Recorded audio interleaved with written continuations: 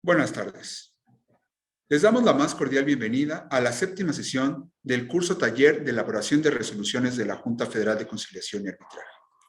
El día de hoy daremos inicio al módulo 4, en donde se analizarán los tópicos concernientes a los tipos de jurisprudencia existentes en el sistema jurídico mexicano, la reforma constitucional de 2021 en materia de jurisprudencia y la tendencia actual de los criterios jurisprudenciales. Para el desarrollo del presente módulo, nos complace presentar a la maestra Marisol Coyol Sánchez, de quien me permito compartir con ustedes una breve semblanza. La maestra Marisol Coyol es licenciada en Derecho por la Facultad de Estudios Superiores de Acatlán de la Universidad Nacional Autónoma de México. Cuenta con una maestría en Derecho con orientación en Derecho Constitucional por la misma Casa de Estudios, además de una especialidad en materia laboral a través del curso de especialización sobre la reforma en materia de justicia laboral impartida por la Escuela de Formación Judicial. Como parte de su formación, ha participado en diversos diplomados y cursos, entre los cuales destacan el curso Prospectivas y Estrategias de la Empresa Internacional ante la Globalización de Mercados, impartido por la Universidad de Cantabria, en España, los diplomados en Derecho Corporativo, impartido por la Universidad Nacional Autónoma de México, en Seguridad Social, impartido por el Instituto de la Judicatura Federal, el diplomado sobre Derecho a la Igualdad y No Discriminación, impartido por el Centro de Estudios Constitucionales de la Suprema Corte de Justicia de la Nación, así como el diplomado denominado La Suprema Corte y los Derechos Humanos, impartido por la Suprema Corte de Justicia de la Nación. Asimismo, dentro del currículum de la maestra Marisol, resaltan la conferencia y mesa de discusión titulada La argumentación jurídica y los derechos humanos, organizada por la Escuela de Formación Judicial, y las jornadas de actualización sobre jurisprudencia en materia laboral, impartidas por el Instituto de la Judicatura Federal. De igual forma, sobresalen los cursos de contradicción, inmediación y control de inferencias probatorias en segunda instancia, impartido por el Instituto de la Judicatura Federal, y el de precedente judicial, quinta edición, impartido por la Escuela Federal de Formación Judicial del Consejo de la Judicatura Federal. Como parte de su experiencia profesional, ha laborado dentro del Poder Judicial Federal en el Juzgado Tercero de Distrito en la Ciudad de México, en el Juzgado Tercero de Distrito con residencia en Naucalpan, Estado de México, y en el 11º Tribunal Colegiado de la Ciudad de México, todos ellos especializados en materia de trabajo. Actualmente, se desempeña como secretaria adscrita al 16º Tribunal Colegiado en materia del trabajo del Primer Circuito en la Ciudad de México. En su actividad docente, ha sido profesora de la asignatura de Derechos Humanos en la Facultad de Estudios Superiores Acatlán de la UNAM. Maestra Marisol, sea usted bienvenida. A todos los asistentes, les recordamos que pueden hacer llegar aquellas dudas o preguntas que guarden una relación directa con los temas vistos en clase, ya sea en el chat o en el correo electrónico arturo.mendoza@stps.gov.mx, con la finalidad de que sean atendidas por nuestra expositora a través de estas vías. Particularmente, y en esta ocasión, en el caso del chat, tomando en cuenta el número de participantes y la cantidad de tiempo destinado a la ponencia, les solicitamos que este sea utilizado única y exclusivamente para dudas y comentarios relacionados con la ponencia, los cuales se atenderán una vez concluida la primera parte de la presentación, en donde la maestra Marisol abrirá un espacio de preguntas y respuestas. Sin mayor preámbulo, cedo el uso de la voz a la maestra Marisol Coyol Sánchez. Adelante, maestra, por favor. Hola, buenas tardes a todos, a todas y a todes. Es un gusto para mí pues estar en esta tarde con ustedes. Primero que nada, pues bueno, ya hicieron una pequeña presentación de mí, pero también pues me gustaría repetirles mi nombre. Mi nombre es Marisol Coyol Sánchez. Actualmente laboro en el 16º Tribunal Colegiado en materia de trabajo del Primer Circuito. Y pues bueno, también me gustaría agradecer a la maestra María Eugenia Navarrete Rodríguez, presidenta de la Junta Federal de Conciliación de Arbitraje, así como al magistrado Armando Ismael Maitre Hernández, secretario ejecutivo de la MIC, por esta invitación para participar en este curso taller.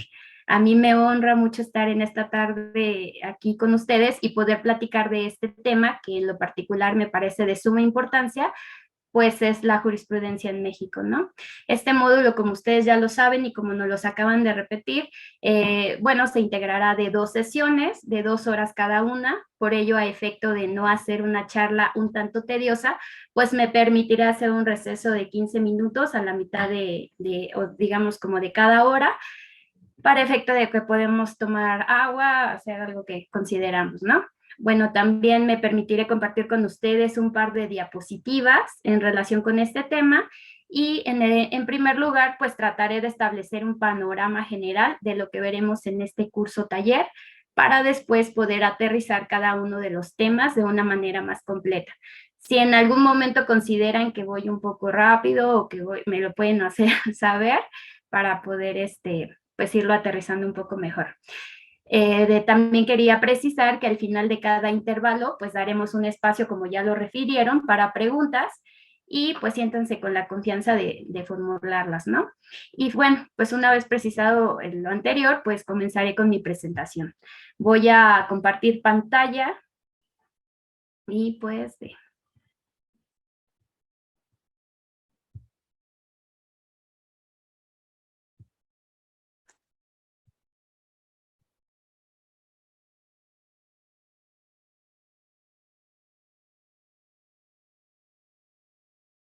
no sé, ¿me podrían confirmar si ya la pueden visualizar?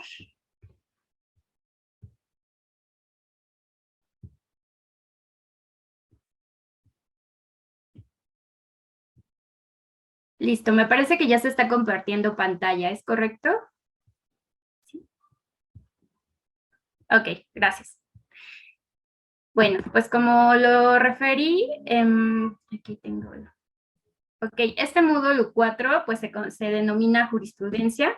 Como ya nos hicieron favor de... A ver, permítanme. Como ya nos hicieron favor de referirlo, se compone de 3 cuestiones. La primera serían los tipos de jurisprudencia. En segundo lugar sería la reforma constitucional de 2021 en materia de jurisprudencia. Esta es de suma importancia, dado que a partir de esta reforma se hicieron un par de cambios para, digamos, en relación a los tipos de jurisprudencia y la forma de integrarlos. También, finalmente, veremos la tendencia actual de los criterios jurisprudenciales.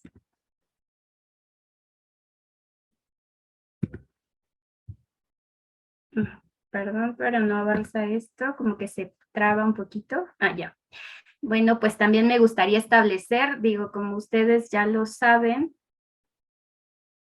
en este curso taller también tiene como objetivo, bueno, me gustaría establecer sobre todo cuál es el objetivo de este curso. Y el objetivo pues es dotar a los y las participantes de conocimientos jurídicos, destrezas, pero sobre todo pues lo más importante que son las herramientas, ¿no? Estas herramientas que nos permitan elaborar con mayor prontitud y calidad pues las resoluciones, en este caso lo que son los laudos.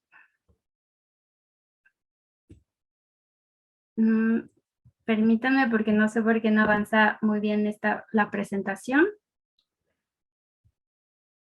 Pero...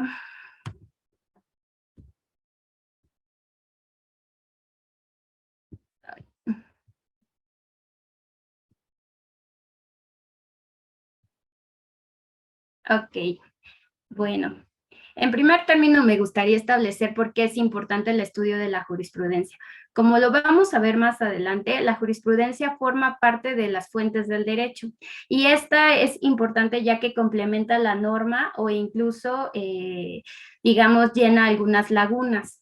Entonces, aunque nosotros emitamos resoluciones basadas en este caso en la legislación, pues muchas veces es insuficiente porque no las dotamos de esta interpretación emitida por los órganos legalmente establecidos para emitir jurisprudencia. Entonces podrían ser un tanto insuficientes en su argumentación. De ahí la importancia de conocerla.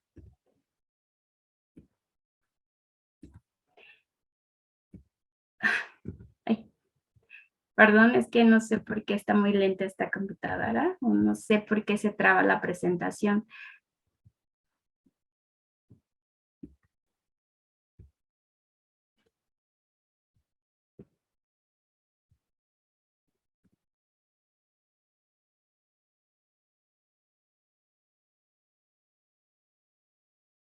A ver, permítanme.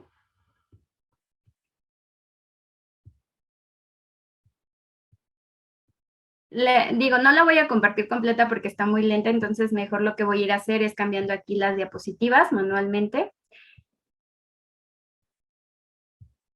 Bueno, pues un concepto, digamos, en principio que me gustaría establecer acerca de la jurisprudencia es el siguiente y me voy a permitir leerlo. Es una fuente del derecho consistente en la interpretación válida y obligatoria de las normas jurídicas que hacen los órganos jurisdiccionales expresamente facultados para ello al conocer de los asuntos de su competencia, con la finalidad de fijar el sentido y alcance que debe darse a aquellas o incluso de complementarlas. En esta primera parte, pues los puntos medulares de este concepto, pues en principio, como ya lo comenté, es que es una fuente del derecho. Pero esta consiste pues en esta interpretación, pero no es cualquier interpretación. En este caso es una interpretación válida, pero sobre todo obligatoria de las normas jurídicas. Y bueno, ¿quiénes hacen esta interpretación? Los órganos jurisdiccionales expresamente facultados para ello. Esto lo vamos a ver también más adelante, quiénes son estos órganos, quiénes están facultados para emitir jurisprudencia, pero bueno, lo vamos a ver más adelante.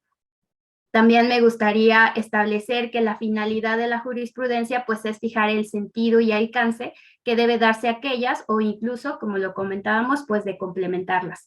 Es de ahí la importancia de la jurisprudencia. En esta primera lámina, pues me voy a, digamos, la finalidad, pues como ya lo comentamos, es establecer que las fuentes del derecho, pues se integran, como ya lo sabemos, de la ley, de la costumbre, de los tratados internacionales, entre ellos la jurisprudencia, principios generales del derecho y la doctrina.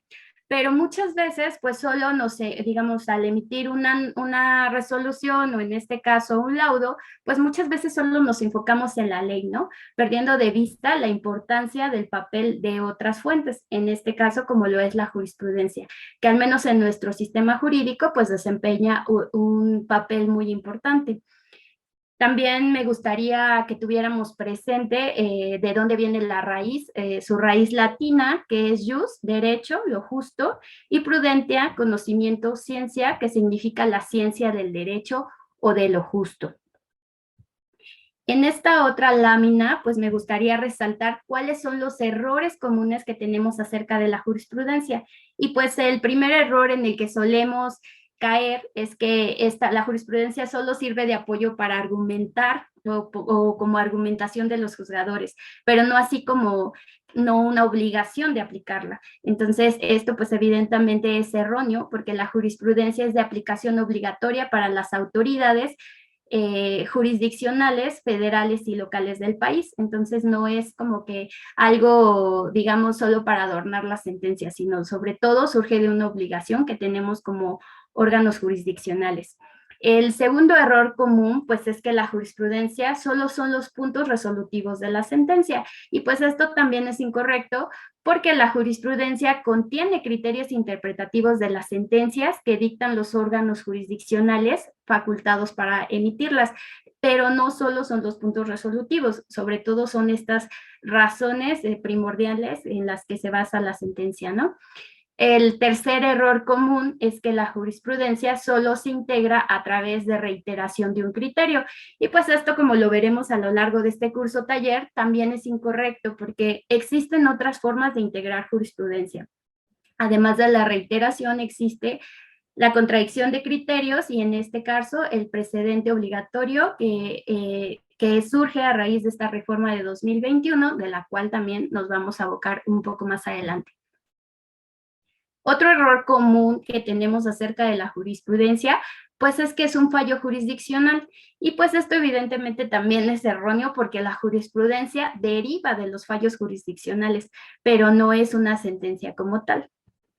Otro error común es que la jurisprudencia es lo que resuelve la Suprema Corte de Justicia de la Nación y bueno, como ya lo comenté, la Suprema Corte de Justicia es uno de los órganos facultados para emitir jurisprudencia, pero no es el único órgano que puede hacerlo. Existen otros órganos, como lo veremos más adelante, que son los tribunales colegiados de circuito y también los plenos regionales en este caso, ¿no? Otra parte u otro error común, pues en que todas las tesis son obligatorias. Y en esta parte, pues hay que distinguir lo que son las tesis aisladas y las tesis de jurisprudencia. Las tesis aisladas tienen un carácter como orientativo, pero no obligatorio. En cambio, la jurisprudencia, pues sí tiene esta característica que es de aplicación obligatoria. Entonces, digo, también eso es otro error común que cometemos. En esta lámina, pues lo que se trata de evidenciar es cuáles son los órganos jurisdiccionales facultados para establecer jurisprudencia. Como lo acabamos de comentar, pues es la Suprema Corte de Justicia de la Nación, pues uno de los principales órganos facultados para emitirla, pero esta Suprema Corte de Justicia se integra de dos formas, ¿no? Como puede ser en pleno o como puede ser en sala. Como ya lo sabemos, en pleno pues se conforma de 11 ministros o ministras, pero es importante tener presente que para efectos de emitir jurisprudencia y para que sea pues un precedente obligatorio, tiene que existir una mayoría calificada de cuando menos 8 votos. Esto también lo vamos a ver más adelante porque es de suma importancia. En el caso de que los criterios emitidos por la Suprema Corte de Justicia no alcancen esta votación, pues entonces solo se consideran como criterios aislados, ¿no? En este caso como tesis aisladas. Por otra parte, tenemos lo que son las salas, o sea, la Suprema Corte de Justicia de la Nación, pero actuando en sus salas. Estas se dividen a su vez en dos. La primera, pues, conoce de materia civil y penal, mientras que la segunda de administrativa y laboral.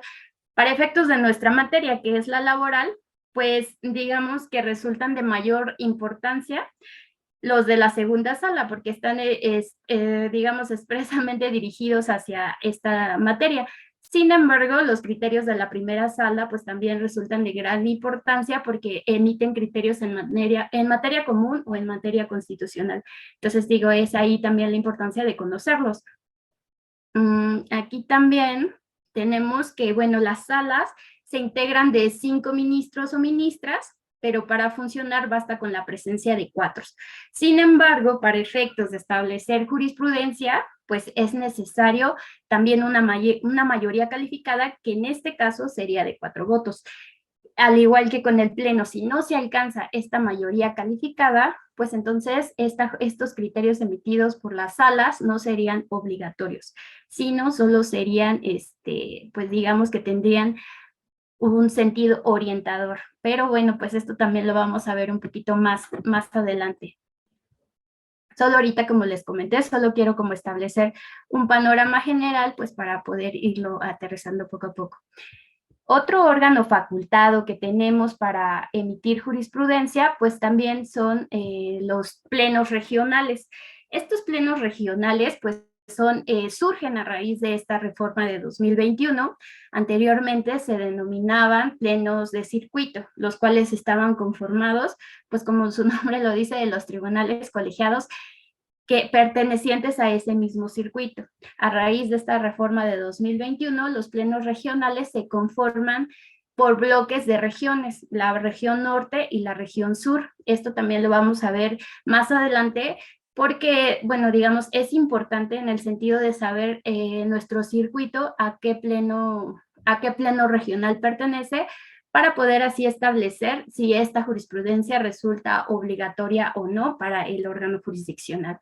Entonces digo, esto también lo vamos a ver más adelante, pero por el momento me interesa que tengamos presente pues qué es un pleno regional, ¿no? Y pues los plenos regionales son los órganos depositarios del ejercicio del Poder Judicial de la Federación, encargados de dirimir controversias de criterios surgidas por los tribunales colegiados de circuito pertenecientes a una misma región.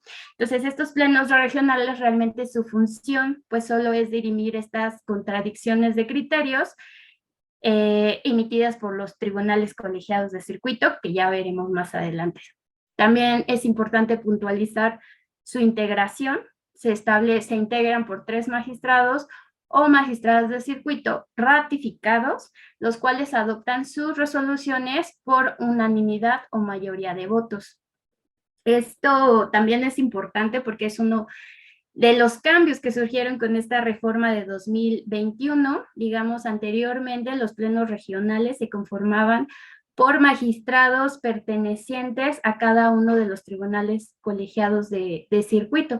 En el caso, por poner un ejemplo, en el caso del primer circuito, el del pleno se conformaba por 17 magistrados, es decir, un representante de cada uno de estos colegiados, ¿no? Entonces, digamos que era difícil que pudieran llegar a un acuerdo, pues eran 17 personas con 17 criterios distintos. Ahora lo tratan de unificar, solo se integran por 3 magistrados o magistradas, y bueno, pues es quizá un poco, digamos que ponerse de acuerdo en esta decisión de asuntos.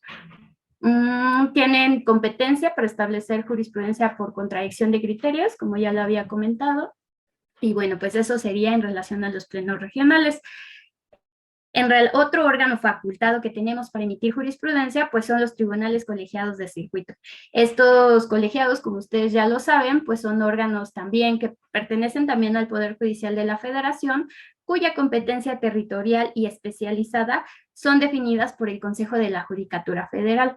Al igual que los plenos regionales, los tribunales colegiados de circuito pues se integran por 3 magistrados o magistradas, y sus resoluciones al igual son emitidas ya sea por unanimidad o por mayoría de votos.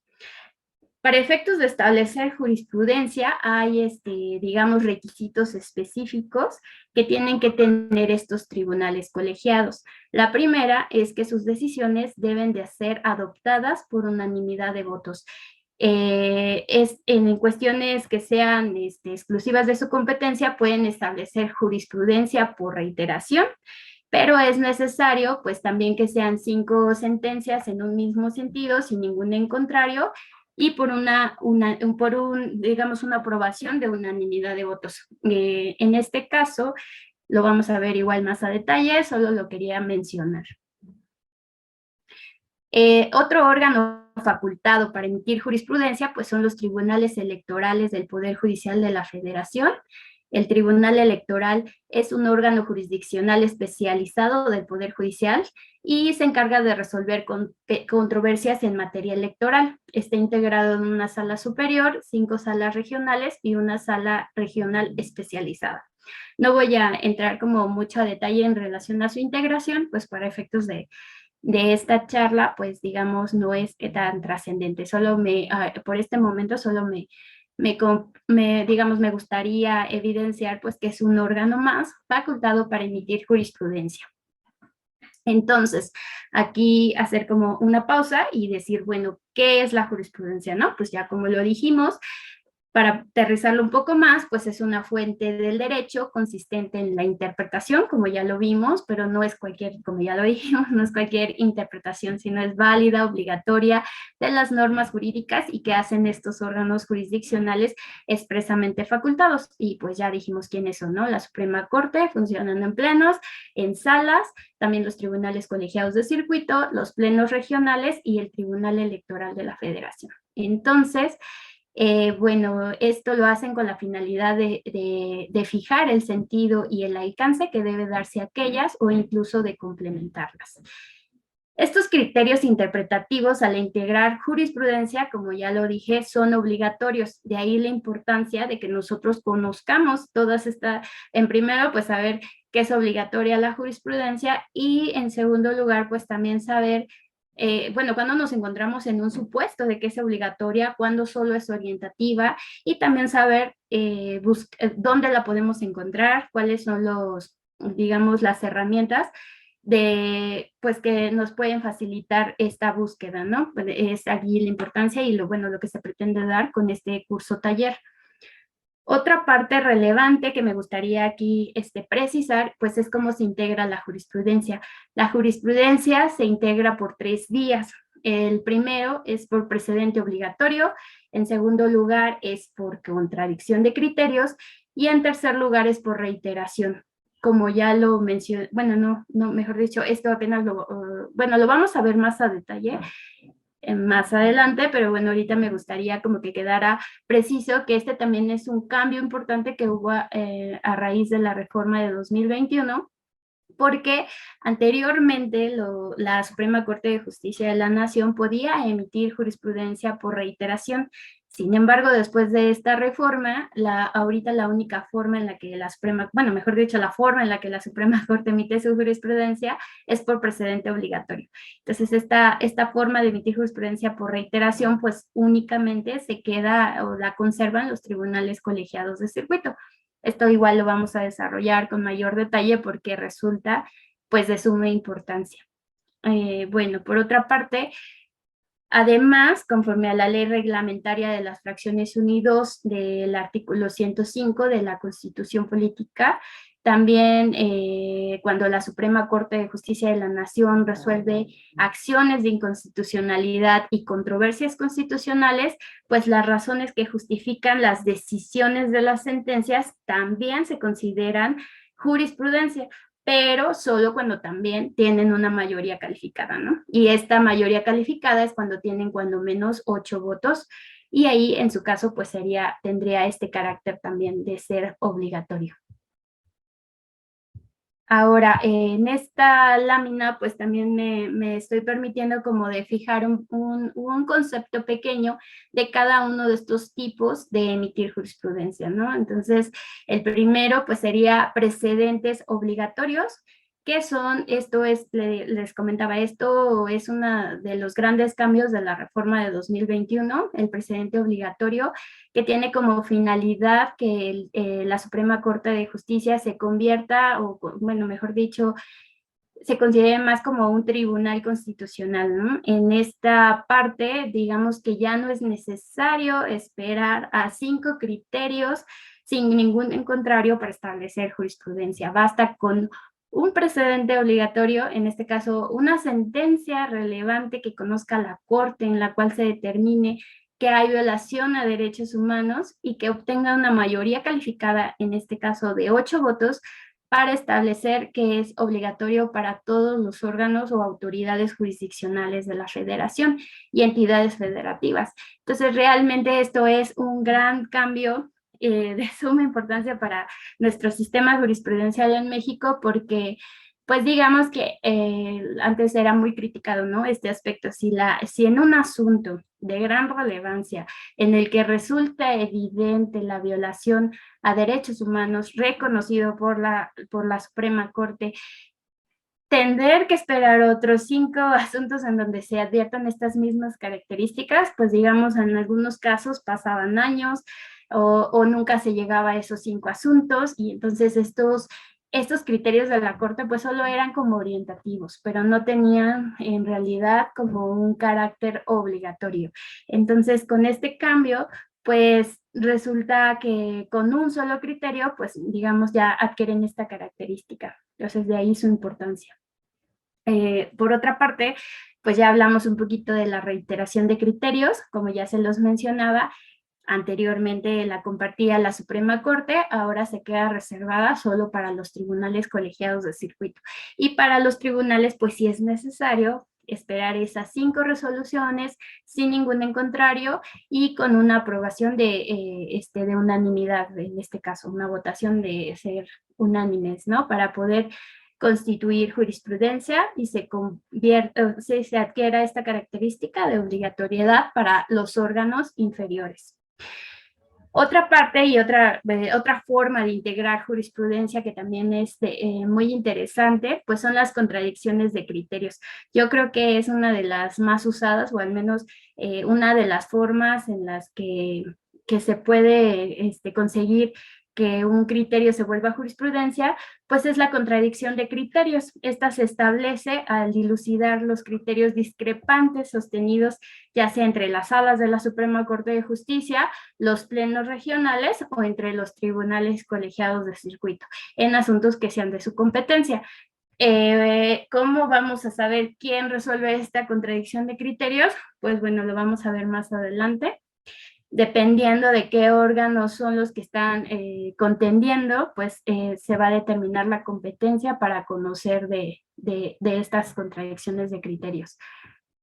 Y finalmente, pues también ya lo mencionamos, son otra forma en la que se puede integrar la jurisprudencia, pues son las acciones de inconstitucionalidad y controversias constitucionales. Y ya lo referí antes, ¿no? Pues estas también al igual, solo la jurisprudencia, pues son las razones que justifiquen las decisiones de las sentencias y necesitan también una mayoría calificada para convertirse en obligatorias. Ahora, ¿por qué es importante la jurisprudencia? Pues bueno, aquí menciono algunos beneficios prácticos para, pues en este caso, para implementarla a nuestras resoluciones. La primera, pues es que contribuye a la seguridad jurídica al garantizar que la interpretación de las normas que conforman el orden jurídico nacional, pues sea uniforme, ¿no? Es decir, no poder en algunas resoluciones decidir de alguna manera, en algunas de otras, o en algunos criterios aplicar ciertos criterios de un tribunal y en algunos de otros. Digamos aquí, en el caso, por decir, de las contradicciones de tesis, denunciarse, establecer un criterio uniforme, pues esto ayuda como a dar un poquito más de seguridad jurídica a las partes y pues a su vez así garantizar la interpretación de las normas, pero ya de una manera como más organizada, ¿no? Otro beneficio lo podemos encontrar en que la jurisprudencia fija el sentido y el alcance de las normas jurídicas. Muchas veces las normas son emitidas por el legislador, pero digamos esta precisión ya en relación a su alcance o en relación a la interpretación que debe darse a la norma, pues ya se aterriza al estudiar el caso concreto a la hora de su aplicación y poder desprender todas estas lagunas o estas cuestiones que no fueron previstas por el legislador, ¿no? El tercer beneficio práctico es que mediante su aplicación se pueden subsanar, bueno, ya lo mencioné, subsanar las lagunas legales y resolver vicios propios de la ley. Muchas veces la respuesta de un asunto, pues no lo encontramos en la legislación. En algunas ocasiones podemos estar estudiando algún asunto y buscar la ley reglamentaria, leerla y pues aún así no encontramos la solución a nuestro problema jurídico, ¿no? Muchas veces esta respuesta pues la encontramos buscando jurisprudencia de algunos temas que ya han sido resueltos por la Corte y bueno, pues nos ahorramos esa parte de estudio. De ahí la importancia pues también de poder saber utilizar estas herramientas para consultar la jurisprudencia. Y bueno, pues otro punto o beneficio práctico importante, pues es que complementa e integra las normas jurídicas, pues a través de la definición y el establecimiento de ciertas figuras jurídicas, pues existen casos en que los órganos jurisdiccionales se ven en la necesidad de crear nuevas jurídicas para la solución de los casos concretos. Algún ejemplo de ello podría ser en el caso del ofrecimiento del trabajo, como lo sabemos, pues no es como una figura propiamente legal, sino en un momento dado surgió de criterios jurisprudenciales. Entonces, de ahí también pues como un beneficio más de la jurisprudencia. Bueno, pues aquí en otra parte tenemos otro punto que es que atiende a las necesidades de justicia social o de la sociedad al definir el sentido y el alcance de las normas jurídicas. Como ya lo mencionaba, muchas veces las reformas legales pues por sí mismas no transforman la realidad. En este caso tenemos que esperar un caso concreto con personas, un cierto contexto, pues para poder darnos cuenta de lo que la aplicación de esta norma implica realmente para estas personas, ¿no? Y entonces ahí es donde surgen la necesidad de darle un mayor alcance y sentido a estas normas. También para que las modificaciones al sistema jurídico lleguen a la sociedad y sean operativas, muchas veces es necesario cambiar nuestra cultura jurídica para conformar en este caso, tener como una cultura jurídica un tanto más constitucional, ¿no? Los tribunales también en este punto pues juegan un papel importante, pues en este tipo de resoluciones se puede llegar un poco más a la gente. Aquí radica, bueno, aquí les pongo que aquí radica la especial relevancia de la la actualización del Poder Judicial de la Federación, y pues bueno, de ahí la importancia de nosotros también siempre estar actualizados en materia de jurisprudencia y conocer las últimas interpretaciones por estos órganos facultados para emitirlas. Y finalmente, pues uno de los beneficios pues, de conocer la jurisprudencia es que permite la uniformidad en la interpretación de las leyes.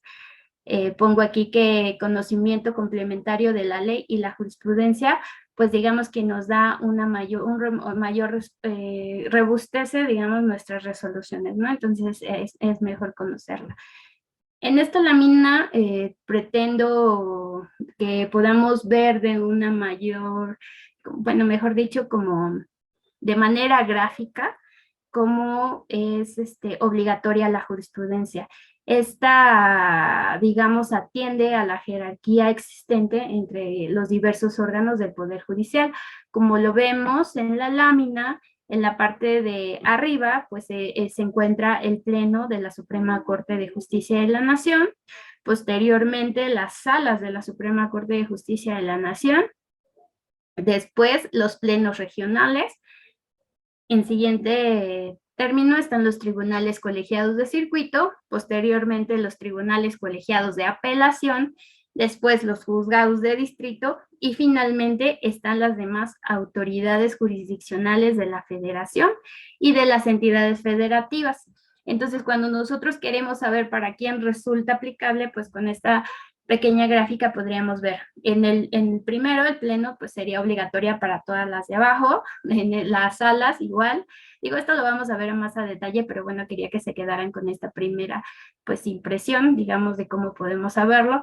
Llegamos hasta los tribunales colegiados de circuito, que son los únicos que son, hasta aquí, pueden emitir jurisprudencia. Los demás órganos, pues no, ¿verdad? Solo tienen que acatarla. Ahora bien, en esta lámina dice, solo es importante conocer los criterios jurisprudenciales y pues la respuesta es no. Es bien cierto que la jurisprudencia pues es obligatoria y hay una cierta importancia de conocerla, pero pues digamos que ello no demerita el que nosotros tengamos que conocer los criterios o las tesis aisladas emitidas por estos órganos, pues si bien no son obligatorios, sí tienen una característica de ser orientativos, ¿no? Entonces, muchas veces a lo mejor no se alcanzó la votación necesaria que se pide por la ley para convertirse en un precedente obligatorio, pero al menos sí tiene un carácter de orientativo, ¿no? Entonces, de ahí la importancia de conocerlas y poderlas aplicar también en nuestras resoluciones. Aquí pongo que las tesis hacen referencia al criterio jurídico sostenido por un órgano jurisdiccional al resolver un punto concreto de derecho. Debe ser redactada a manera de regla en la que se precisen los hechos que constituyen sus supuestos de aplicación, la consecuencia normativa que aquellos recae y las razones que se tuvieran para determinar estas. Las cuestiones de hecho y de derecho que no sean necesarias para justificar la decisión en ningún caso deberá incluir la tesis. Esto es importante porque también a raíz de la reforma, bueno, también se estableció una forma específica de redactar las tesis. Antes, pues, como ustedes lo saben o como los veían, venía el título, el subtítulo y pues un texto en el cual se establecía el criterio en general y la justificación. Ahora ya no, ahora se establece, como lo dicen, primero como los hechos, o sea, en este punto pues importan mucho los hechos, ¿no?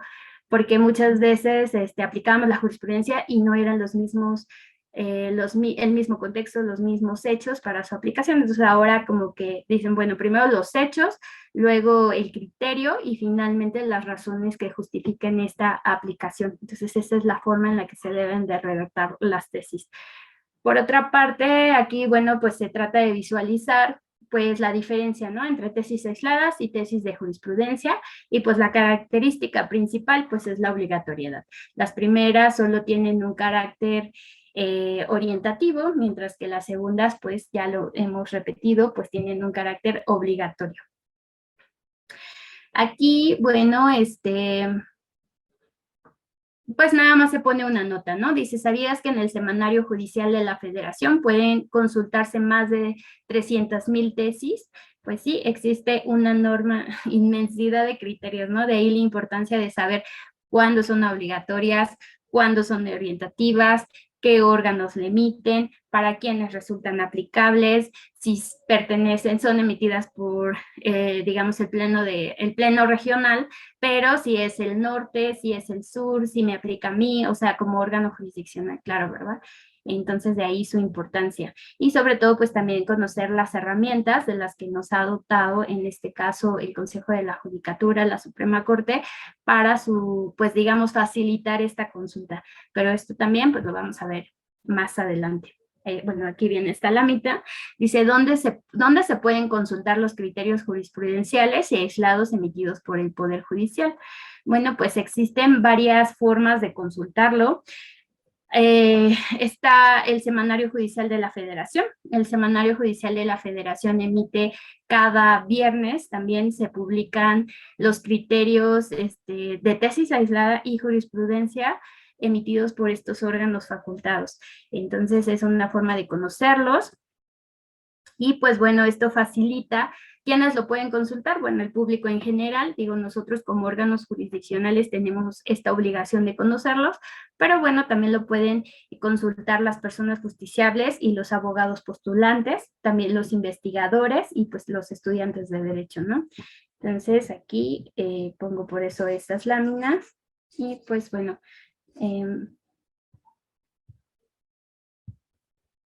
y también, bueno, pues la sociedad en general. Es un poco, pues la falta de cultura, ¿no? De que la sociedad en general esté checando este tipo de criterios, sobre todo porque muchas veces, pues son términos que no conocen o son términos que de difícil entendimiento para ellos o así lo consideran. Sin embargo, existe un gran trabajo por parte de la Corte de acercarse a la sociedad en general, en el cual, digamos, con esta finalidad de acercarse a la sociedad, ha emitido diversos cuadernos de jurisprudencia con un lenguaje un poco más accesible para que puedan conocerlos. Pero bueno, esto también lo vamos a ver más adelante. Y bueno, pues aquí y pues bueno, la importancia de que muchas veces invocar un criterio jurisprudencial pues puede determinar el sentido de un asunto o cómo se resuelve un asunto. De ahí la importancia de conocerlo. Aquí en esta lámina pues les pongo que el Semanario Judicial de la Federación se constituye en un sistema digital. Esto pues es muy importante, también lo vamos a ver más adelante, pero antes no era digital, antes se tenía que en la gaceta judicial y etcétera, ¿no? Entonces, bueno, digamos, no era un sistema judicial, sino era cuestión como más escrita, conseguir el use y pero ahora pues ya lo podemos encontrar como que en como ser más accesible a nosotros, ¿no? Más ahora con el internet. Y pues también es importante puntualizar que el semanario judicial no solo contiene tesis, ¿no? También podemos encontrar ahí lo que son las tesis jurisprudenciales y aisladas, los precedentes de las sentencias, es decir, en ese mismo apartado pues le puedes picar un icono que vamos a ver más adelante y ahí obtener la sentencia publicada o la que dio origen a estos criterios. También podemos consultar los votos particulares o los votos aclaratorios o algún tipo de voto en relación a este asunto. Y bueno, pues muchas veces las sentencias dictadas en acciones de inconstitucionalidad, en controversias constitucionales y en declaraciones generales de inconstitucionalidad, pues también se encuentran en este apartado cuando nosotros pues quisiéramos localizarlas. En este Semanario Judicial de la Federación también contiene algunos instrumentos normativos emitidos por los órganos del Poder Judicial de la Federación. Entonces aquí pues me interesaba como que tuviéramos presente que en el Semanario Judicial pues muchas veces creemos que solo hay jurisprudencia y pues no, ¿no? Ya vimos todo lo que podemos encontrar en él, de ahí su importancia de conocerlo y visitarlo. Aquí hay un código QR que con su celular pues pueden escanearlo y pues los va a redireccionar a este sitio.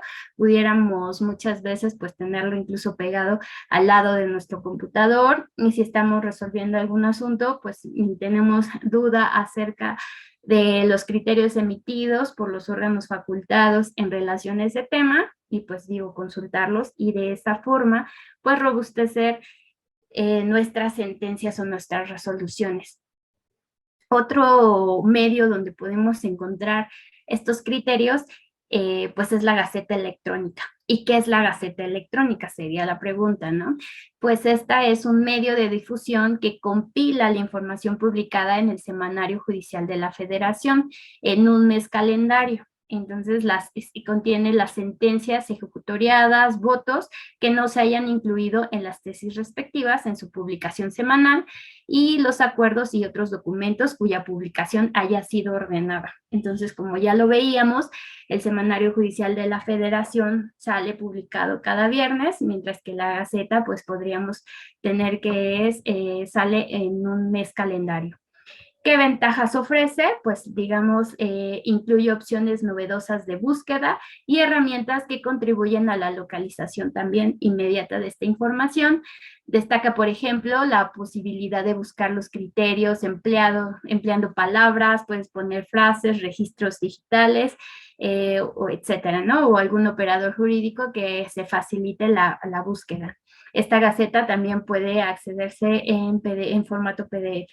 Aquí, al igual que en el semanario judicial, pues se pone un código QR con el cual ustedes con su celular pues pudieran escanearlo y los redirecciona a este sitio.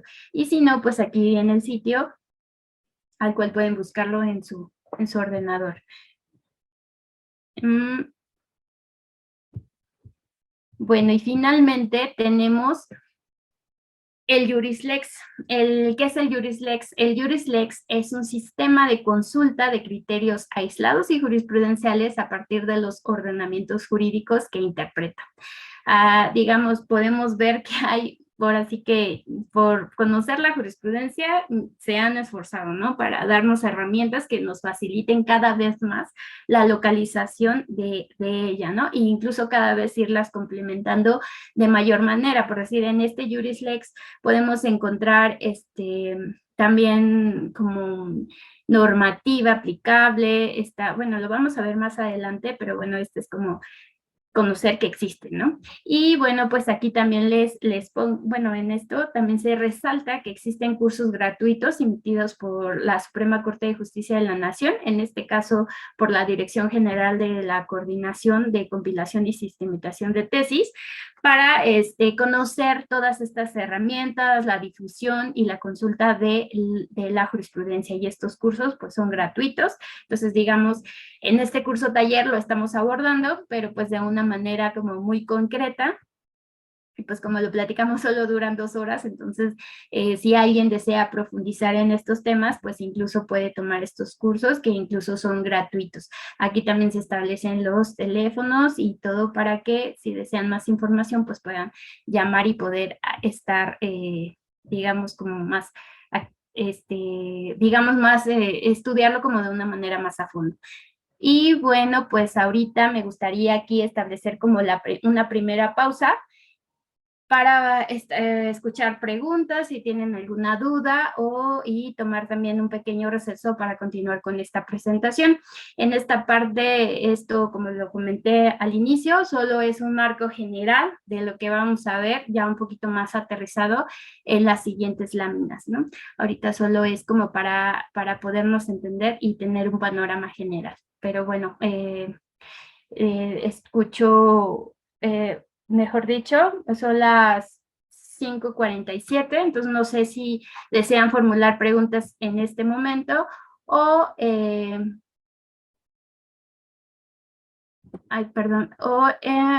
o esperamos a terminar como la presentación y poder escuchar sus preguntas, pero bueno, los escucho. De momento no hay preguntas en el chat ni en el correo electrónico, maestra. Perfecto, sí. Entonces, nos damos un receso, en este caso son las 5:48, ¿les parece? De 15 minutos, y entonces nos vemos aquí a las 6:05. 6:05, por favor. Ok, Bueno, pues continuamos. Miren, estaba leyendo el chat, veía algunas, bueno, la primera era en relación a las presentaciones y pues bueno, como ya se los comentaron, se va a compartir esta presentación. Si puedo, la comparto el día de hoy, digo, para que la tengan, para quien la quiera ir revisando el día de mañana y podamos también platicar de lo que sigue y si no, pues al final de la presentación. Otra duda que observé fue en relación a las épocas, ¿no? Y se comentaba ahí en relación a esa preocupación en relación a las épocas.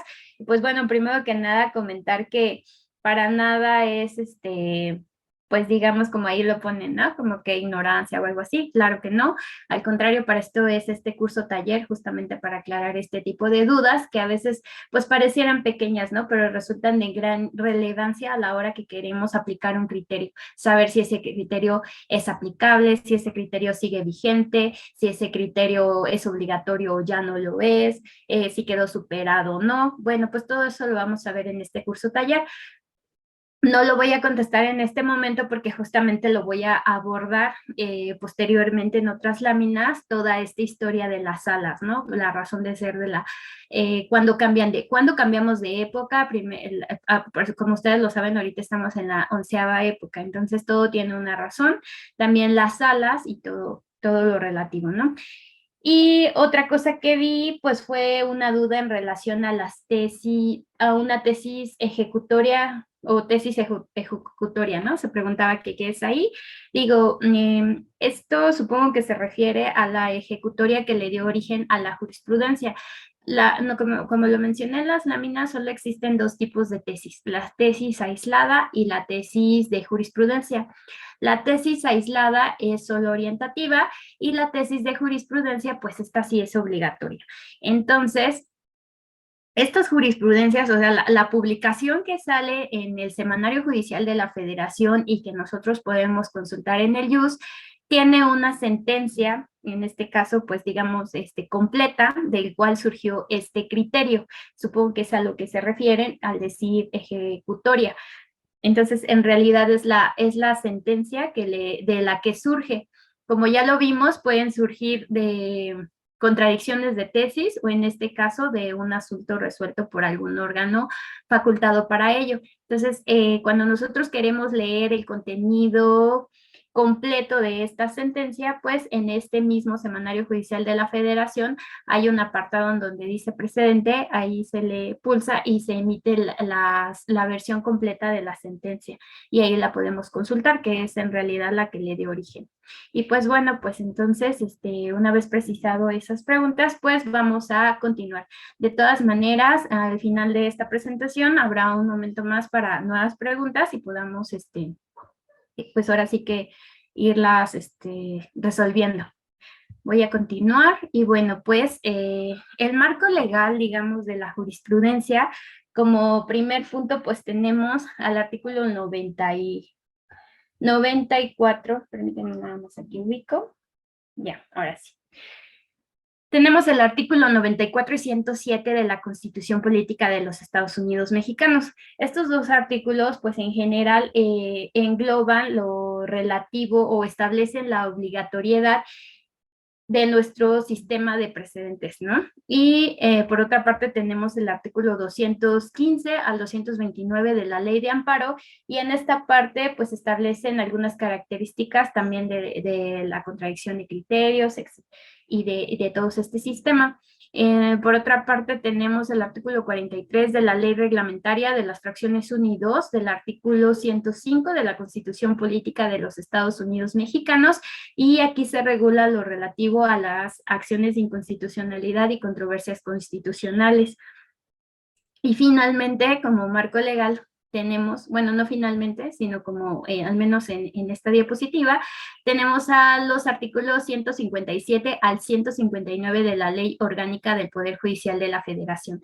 Aquí se prevé pues realmente nada más lo relativo o la regulación a la jurisprudencia y se establece, digamos, todo lo relativo a su publicación. También tenemos como otros ordenamientos jurídicos que forman parte de este marco legal, pues dos reformas recientes, pero a través de acuerdos generales. sobre todo para, digamos, en este caso, la organización, mejor dicho, se refieren como al envío, la publicación de estas jurisprudencias. Y bueno, pues el primero es el Acuerdo General número 17, diagonal 2019, de 28 de noviembre del 2019. Este fue emitido por el Pleno de la Suprema Corte de Justicia de la Nación y como ya lo mencioné, pues es relativo a las reglas para su elaboración, envío, publicación en el Semanario Judicial de la Federación y su Gaceta de las tesis que emite, pues pueden ser la Suprema Corte de Justicia de la Nación, los plenos de circuito y los tribunales colegiados de circuito. Sobre todo este acuerdo, pues a nosotros nos es importante, digamos, en el colegiado, a manera de saber cómo va a actuar el colegiado para efecto de publicar estas tesis. Y por otra parte tenemos el Acuerdo General número 1, diagonal 2021, de 8 de abril de 2021, emitido por el Pleno de la Suprema Corte de Justicia de la Nación, por el cual se determina el inicio de la 11ª época del Semanario Judicial de la Federación y se establecen sus bases. Esto, como lo comentaba en relación a la pregunta que se hizo, pues tiene relación o es el fundamento, pero para la 11ª época. Así como este acuerdo, pues ha habido ciertos momentos históricos que han determinado el inicio de cada una de estas épocas. Pero eso pues lo vamos a ver más a detalle. Sobre todo me interesaba recalcar porque es el que, digamos, le da fundamento a la época en la que actualmente pues nos encontramos. Ahora, tenemos aquí el sistema de integración de la jurisprudencia. Esto ya lo referí anteriormente, pero vamos a tratar de irlo aterrizando un poco más. Hubo una reforma, la reforma de 7 de junio de 2021. Como ya se los comenté, esta reforma vino a cambiarnos nuestra forma de integración de jurisprudencia, así como de los órganos que le emiten. Antes de la reforma existían 3 formas de conformar jurisprudencia. La primera era por reiteración, la segunda por contradicción de criterios y la tercera era por sustitución. Esta última forma de integrar la jurisprudencia, pues con la reforma se eliminó. Actualmente, o después de la reforma de 7 de junio de 2021, pues solo podemos conformar jurisprudencia por 3 vías. La primera por precedente obligatorio, la segunda por contradicción de criterios y la tercera por reiteración. Como ya lo platicaba anteriormente, el precedente obligatorio pues solo lo puede emitir la Suprema Corte de Justicia de la Nación, funcionando ya sea en plenos o funcionando en salas. Y basta la emisión de un solo asunto para que si alcanza la mayoría, en este caso mayoría calificada de cuando menos 8 votos, tratándose de pleno, y 4 tratándose de sala, pues entonces se va a convertir en un precedente obligatorio para todos los órganos jurisdiccionales. La segunda, pues es la contradicción de tesis. Esta contradicción de tesis en apariencia pues no tuvo cambios. El único cambio es que anteriormente existían los plenos de circuito, los cuales ya comentábamos, y ahora están los plenos regionales. Pero bueno, fuera de ello y de la forma en la que se integran los plenos, en relación a la esencia de la contradicción, pues sigue siendo la misma, ¿no? Que en este caso es dirimir entre esos 2 criterios contendientes y tratar de unificarlo a que sea un solo criterio. Lo vamos a ver también más a detalle, pero bueno, de una manera general, estas son las 3 formas vigentes de integrar jurisprudencia y anteriormente pues era se consideraba la sustitución, actualmente ya no. Y finalmente, pues la reiteración de criterios, esta igual se conserva. La reforma en relación a este tipo de integración de jurisprudencia radica en que solo ahora la pueden emitir los órganos colegiados de circuito. Porque, como ya lo platicamos, la Corte, que anteriormente tenía que esperar 5 criterios y ninguno en contrario, pues ahora ya no, ¿no? Entonces solo lo puede emitir por precedente obligatorio. Entonces así nos quedamos, tenemos antes de la reforma, pues era reiteración, contradicción y sustitución. Después de la reforma, ahora tenemos precedente obligatorio de la Corte, contradicción de criterios y reiteración. Ahora pues voy a proceder a explicar cada uno, pero bueno, de una manera general, esta es la información que tenemos que tener presente. La primera, pues, es la jurisprudencia por precedentes obligatorios. Esta, pues, ya la hemos venido platicando, ¿no? Entonces, la primera, pues, surgió de la reforma constitucional al Poder Judicial de la Federación. Esta reforma fue publicada en el Diario Oficial de la Federación el 11 de marzo de 2021. Este decreto, bueno, se les hizo llegar también para quien quiera conocerlo un poco más a detalle, viene dentro del material de apoyo para este curso. Y bueno, pues dentro de esos cambios está lo relativo al artículo 94 constitucional, porque se adiciona el segundo párrafo, el cual me voy a permitir leer. Dice, las razones que justifican las decisiones contenidas en las sentencias dictadas por el Pleno de la Suprema Corte de Justicia de la Nación por mayoría de 8 votos y por las salas por mayoría de 4 votos, serán obligatorias para todas las autoridades jurisdiccionales de la Federación y de las entidades federativas. Entonces, pareciera un simple párrafo, pero la verdad es que tiene grandes impactos.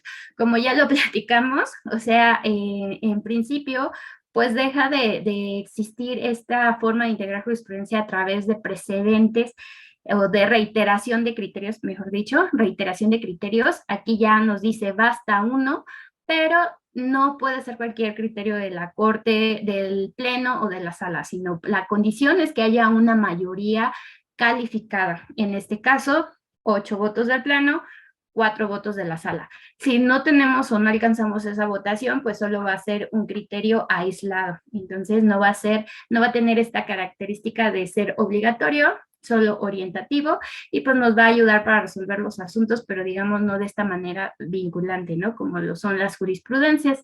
Y otra parte importante es que esta parte que establece que las razones que justifiquen las decisiones contenidas en las sentencias. Esto quiere decir que esto es lo que conforma la jurisprudencia, o sea, no toda la sentencia, sino solo estas razones, ¿no? Que son las que le dan sentido a este criterio jurídico que esté emitiendo la Corte. Bueno, eso es como un primer punto. Ahora, aquí tengo en este cuadro se puede expresar un poco de una manera más gráfica, ¿no? La Ley de Amparo, reforma de 7 de junio de 2021. La instancia, en este caso, puede ser el Pleno o puede ser las salas. Esta forma de integrar jurisprudencia, o sea, sí me interesa que quede muy clara en el sentido de que nadie más puede emitir jurisprudencia por precedente obligatorio. La única facultada es la Corte, ya sea en pleno o ya sea en sala. Pero esto no aplica para los demás órganos jurisdiccionales facultados para ello. Solo para la Corte y solo para la Corte y funcionando de estas dos formas, pleno y sala. ¿Cuál es el fundamento? Para pleno son los artículos son el artículo 222 de la Ley de Amparo y para las salas el artículo 223 de la Ley de Amparo. ¿Qué es lo que va a formar jurisprudencia? Pues en el primero, pues en ambas, mejor dicho, en ambas, pues son estas razones que justifican las decisiones contenidas en las sentencias. Como ya lo platicábamos cuando veíamos los errores más comunes acerca de la jurisprudencia, pues la jurisprudencia no la conforman toda la sentencia, no son los puntos resolutivos, o sea, solo son estas razones que justifican esta decisión.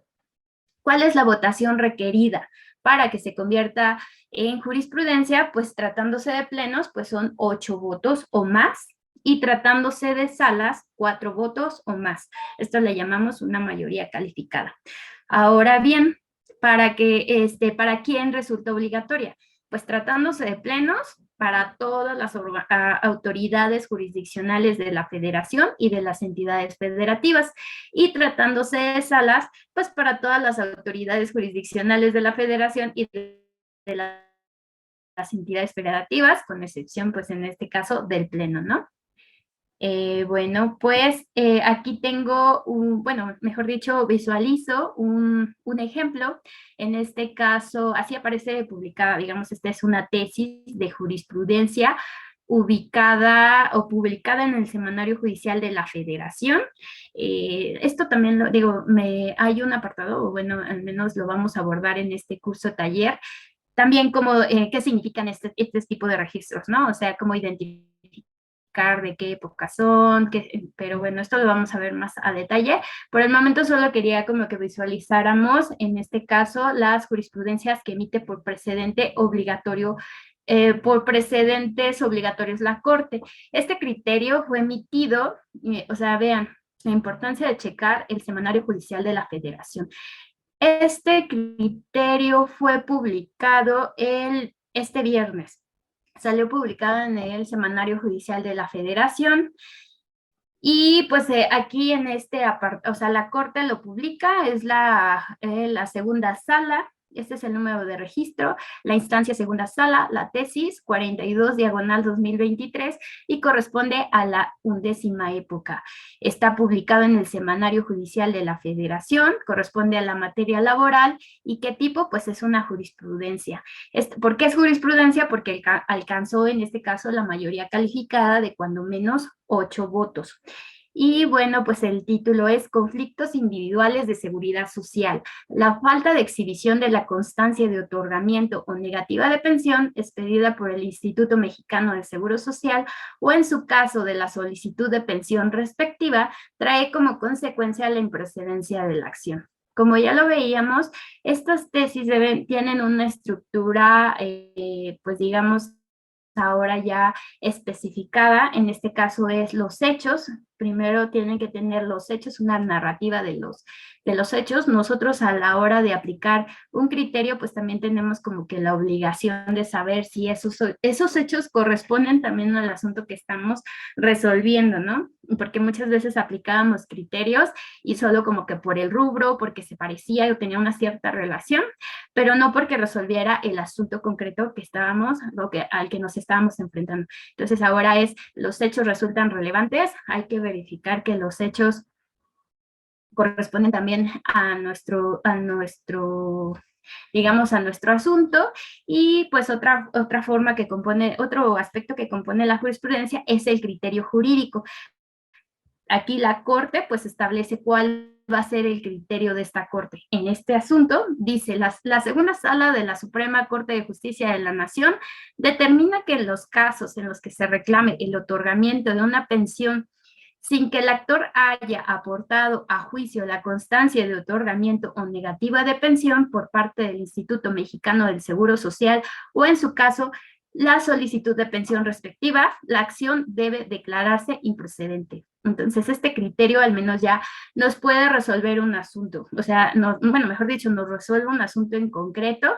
Entonces, si nosotros nos enfrentamos a estos mismos hechos, pues digamos, ya tenemos un asunto resuelto. La Corte ya está, entonces, en consecuencia, la acción debe declararse improcedente. Ese es el criterio jurídico.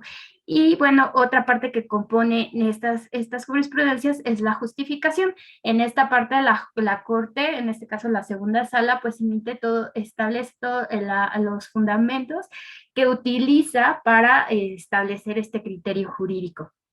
En otra parte en esta jurisprudencia podemos encontrar en la parte de abajo, pues el asunto del cual surgió este criterio. En el caso concreto, pues es el amparo directo 34 del 2022, en el cual las partes es el Instituto Mexicano del Seguro Social. La sesión pues fue resuelta el 17 de mayo del 2022 y pues tuvo perdonen, aquí yo les estaba diciendo que seguramente tenía una votación de 8 votos, no porque no la emitió el pleno, en este caso la emitió la sala, y para que se convierte en obligatoria, pues hay que tener presente que tendría que tener al menos una votación de 4 votos. En este caso, pues tuvo una votación de 5, es decir, por unanimidad, y pues bueno, por eso adquiere la característica de ser obligatoria y jurisprudencia, de lo contrario diría tesis aislada, ¿no? Entonces aquí pues bueno, los votos de los ministros, establece cuáles son los ministros que votaron con el sentido, el ponente y la secretaria. También establece la tesis de jurisprudencia, el número, dice que fue aprobada por la segunda sala del Alto Tribunal en sesión privada de 7 de junio de 2023. porque también en este caso, pues digamos, una cosa es la sentencia de la que surgió este asunto, que sería el amparo directo 34/2022, y otra cosa pues sería esta tesis de jurisprudencia, ¿no? Que también, como lo vemos, incluso esta sentencia fue aprobada, o sea, la sentencia en sí fue aprobada el 17 de mayo de 2023, pero la tesis pues no fue aprobada en la misma sesión. La tesis se formuló, pasó también pues digamos, por los vistos buenos de los ministros y fue aprobada en sesión de 7 de junio de 2023, es decir, en una fecha diversa.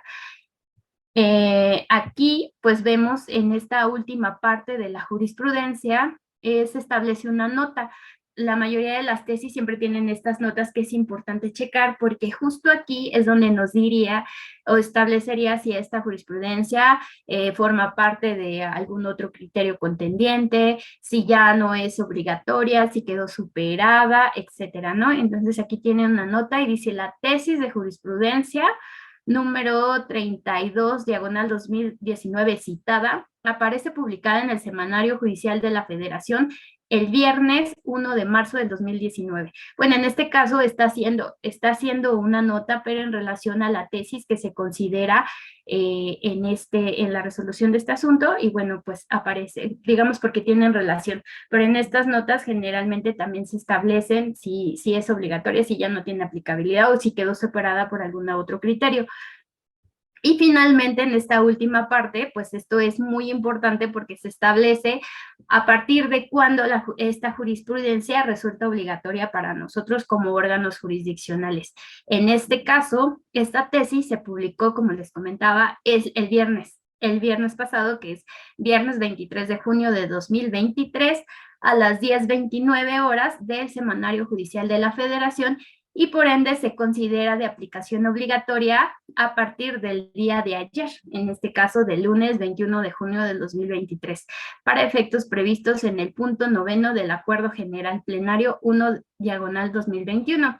Entonces, a nosotros, a partir de esta fecha, pues ya tenemos la obligación de establecer este criterio. Entonces, ya no hay duda en relación de que en este caso, si se exhibió la negativa de pensión o no, si se declara improcedente o no la acción. Aquí la Corte, pues como lo estamos viendo, ya resuelve este punto jurídico concreto. De ahí la importancia, pues, de checarlos, tenerlos presentes. En el caso del tribunal en el que elaboró, digo, les comparto, por decir, se tiene la costumbre de que una persona, el colegiado se compone de tres ponencias, ¿no? La ponencia A, la ponencia C y la ponencia A, B y C.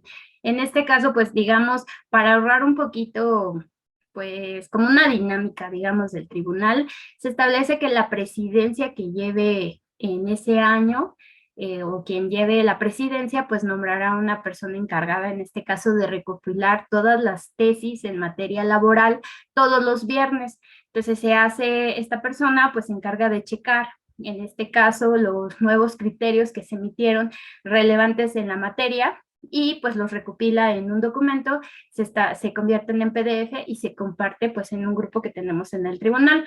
¿Por qué les comparto pues digamos esto? Porque pues probablemente en sus órganos que elaboran, pues ahí a lo mejor podrían establecer una dinámica parecida para efectos de poder, en este caso, tener como presentes cada viernes los criterios que se emitieron por el Semanario Judicial de la Federación. Pues muchas veces, a lo mejor con tanto trabajo que a veces tenemos, pues es como un poco complicado, ¿no? A hacernos un tiempo para estar ingresando, en este caso, al semanario judicial cada viernes y estar checando los últimos criterios de todos estos órganos que ya vimos, ¿no? De la Suprema Corte, de los plenos regionales, de los tribunales colegiados de circuito, ver tesis aisladas y tesis de jurisprudencia. Entonces, a lo mejor si hay una persona encargada que ya los unifica, solo de materia laboral, porque como vimos, pues hay otras materias, y quizá para efectos de nuestra función, pues no resulten tan relevantes. O sea, digo, siempre para nutrirnos es bueno como leer criterios de otras materias, pero al menos como obligación, pues sí tenemos de conocer al menos los de materia laboral. Entonces podemos se puede recopilar en algún documento y compartirlo. Es más fácil que a lo mejor en algún tiempo, no sé, a lo mejor si llevan a lavar su auto y en ese entonces pues pueden meterse a leerlos, ¿no? Ya de una manera como un poco más unificada. Al menos así es como se trata o así como lo abordamos en el colegiado, pues para poder tener como de una manera más cercana estos criterios cada semana. Porque como ustedes lo vieron, es obligatorio a partir del lunes. Entonces, si nosotros emitiéramos o presentáramos un asunto que lo presentamos el jueves y resulta con un criterio anterior o contrario y sale publicada esta jurisprudencia y el asunto está por sesionarse hasta el viernes, pues incluso nos cambiaría el sentido de esta resolución. De ahí la importancia de que pues los conozcamos y no caigamos en algún tipo de responsabilidad. Bueno, esto es en relación al tema de jurisprudencia por precedente obligatorio. Ahora vamos a establecer lo relativo a la forma de integración de jurisprudencia por reiteración.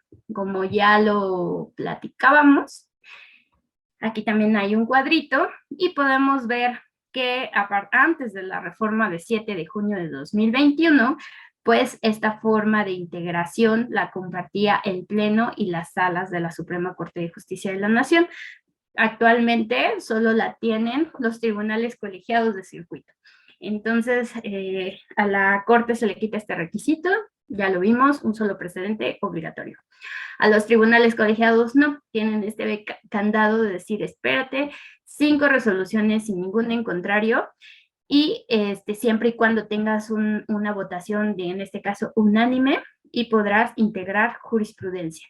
Entonces aquí tenemos de una manera un poco más gráfica cómo podemos integrar esta jurisprudencia.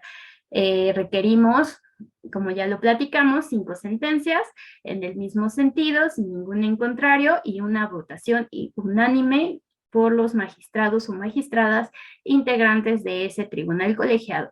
Se obtiene esto y pues ya adquiere la característica de ser jurisprudencia y por tanto se convierte en obligatoria.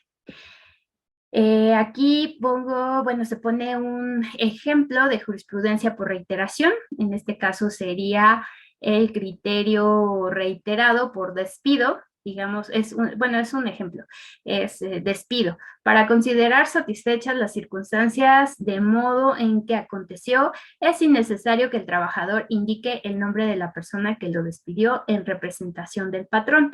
Entonces, este es un criterio adoptado, en este caso, por el primer tribunal colegiado en materia civil y de trabajo del 17º circuito.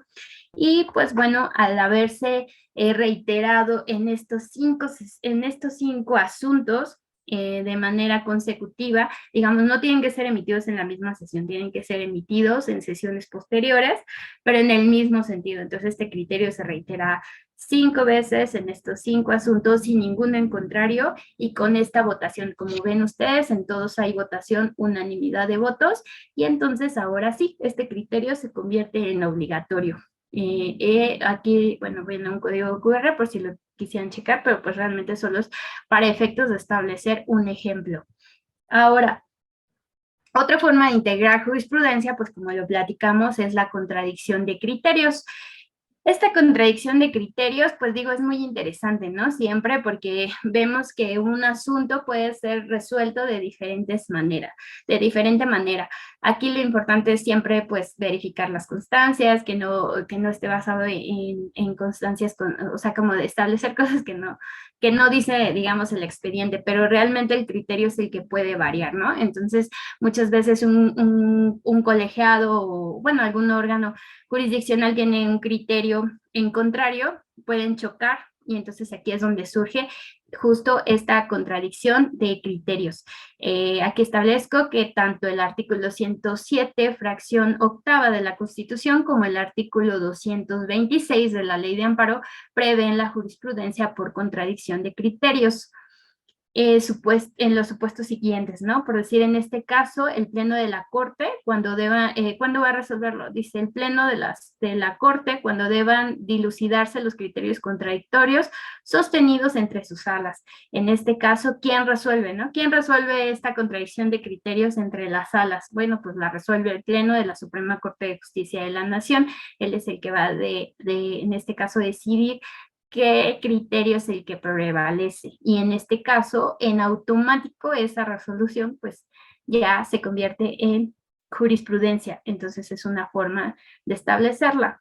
Ahora bien, el Pleno o las salas de la Suprema Corte de Justicia de la Nación, cuando deban dilucidar los criterios contradictorios sostenidos entre los plenos regionales o los tribunales colegiados de circuito pertenecientes a distintas regiones. Aquí, pues, ¿quiénes van a ser los encargados de dirimir estas contradicciones de criterios? Pues aquí sí van a ser las salas, ¿no? O en su caso, la primera sala, la segunda sala, dependiendo en este caso de la materia de la que se trate estas contradicciones de criterios. Como ya lo platicamos, tratándose de materia laboral, pues nos corresponde, bueno, mejor dicho, le corresponde a la segunda sala dirimir estas controversias. Ahora bien, los plenos regionales.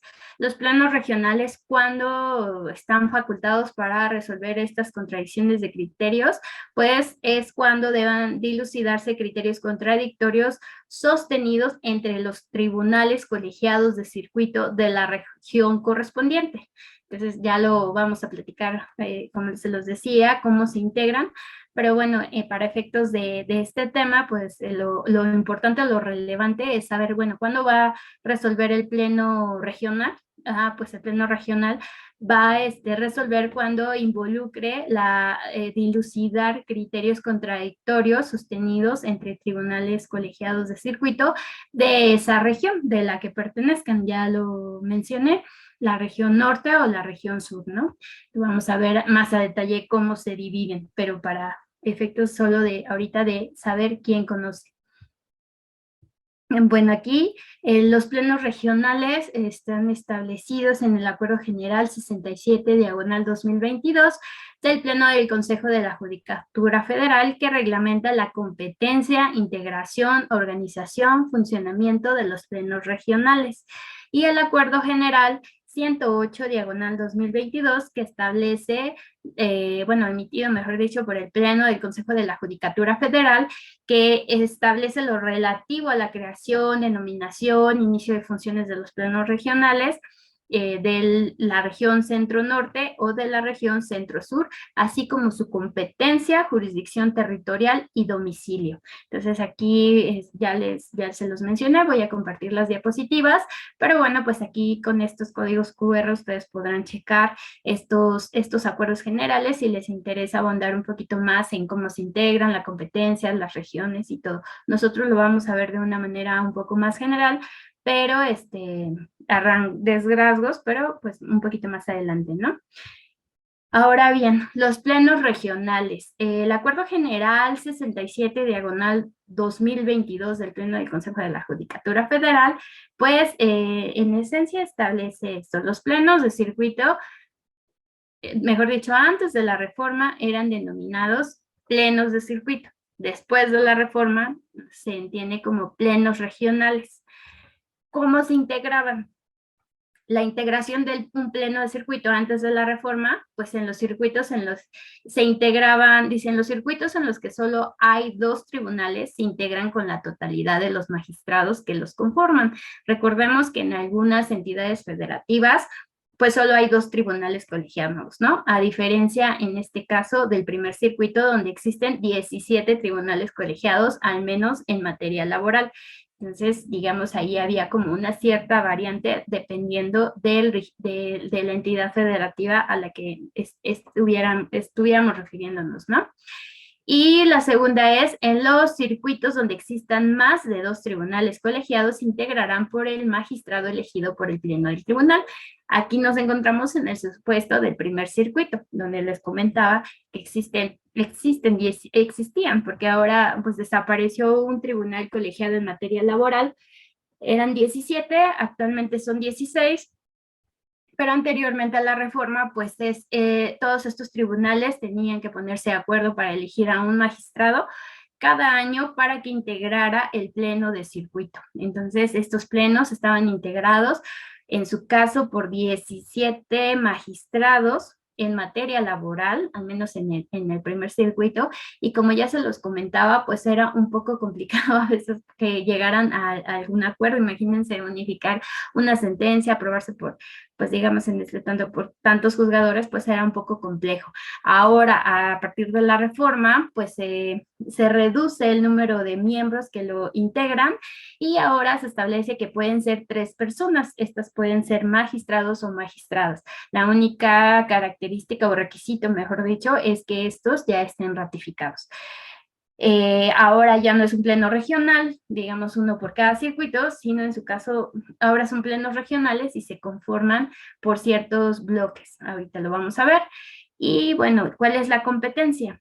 Para conocer de contradicciones de criterios sustentadas entre tribunales colegiados que integraban el mismo circuito, eso anterior a la reforma. Ahora, pues, ¿cuál es su competencia? Resolver contradicciones de criterios sustentadas entre tribunales colegiados que integran la misma región.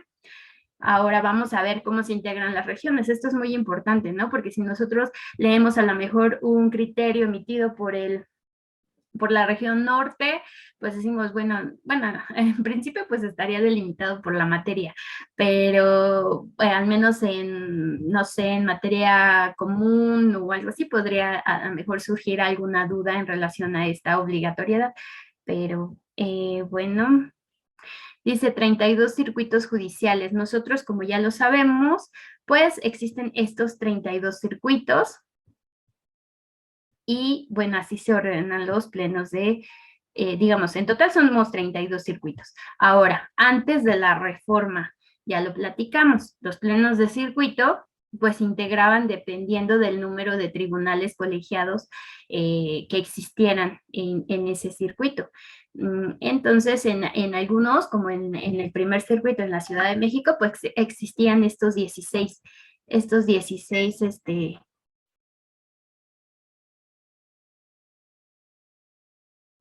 ok, me comentan que se quedó congelada la imagen y que sí puedo dejar de compartir para volver a compartir y se reanude esto. Entonces vamos a...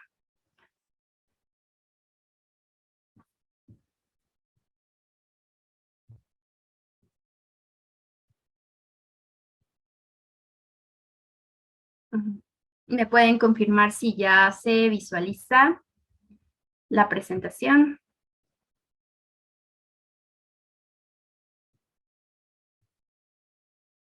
Ok, bueno, voy a continuar.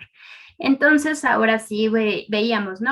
Anteriormente a la reforma, pues los plenos de circuito, como en el primer circuito, pues un integrante de cada uno de los tribunales colegiados, donde existían 2 circuitos, pues la totalidad de estos circuitos. Y había algunos circuitos donde solo había un tribunal colegiado, pues ellos no tenían pleno de circuito, se establecía pues el pleno que tenía que conocer en este caso de esas controversias. Para resolver todas estas cuestiones, pues ahora con la reforma, pues establecen los plenos regionales, ¿no? Entonces, digo, a lo mejor ahorita lo van a ver un poquito pequeño, los voy a precisar para que podamos, entenderlo un poquito mejor. Establecen solo son 2 plenos. El pleno, en este caso, es el pleno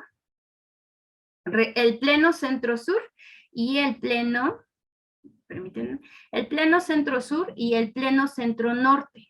La primera parte, en este caso, bueno, no sé si lo alcanzan a ver ustedes, pero la primera parte está como en verde. Esta la conforma, pues, el pleno.